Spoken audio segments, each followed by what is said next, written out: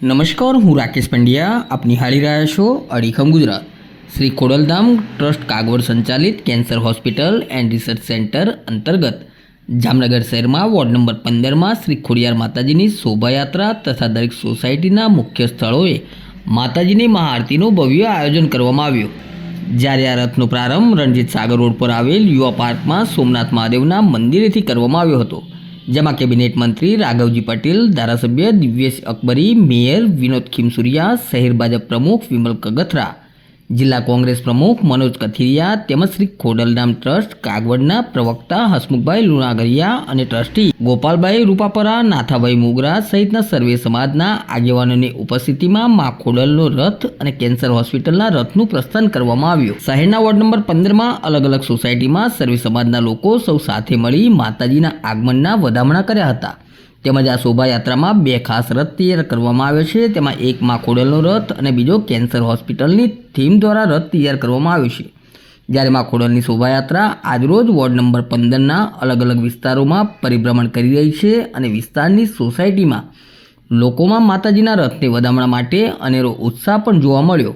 સાથે સમગ્ર વાતાવરણ ભક્તિમય બની ગયું.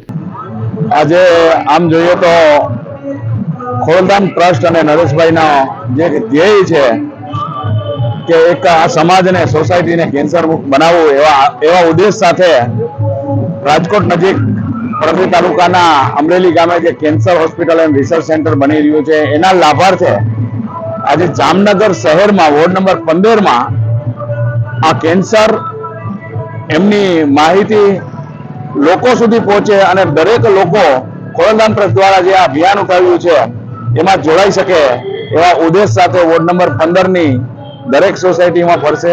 આજે વહેલી સવારથી એટલે કે 9 વાગ્યાથી મા ખોડલની મહાઆરતી કરી અને આ મહાઆરતીમાં આપણા કેબિનેટ કૃષિ મંત્રી રાઘવજીભાઈ, જામનગર શહેરના મેયર શ્રી ખીમસુરિયાભાઈ, ધારાસભ્ય શ્રી અકબરીભાઈ, આ બધા અને સર્વ સમાજના આગેવાનો જોડાયા હતા અને મા ખોડલના રથને વધાવ્યો હતો.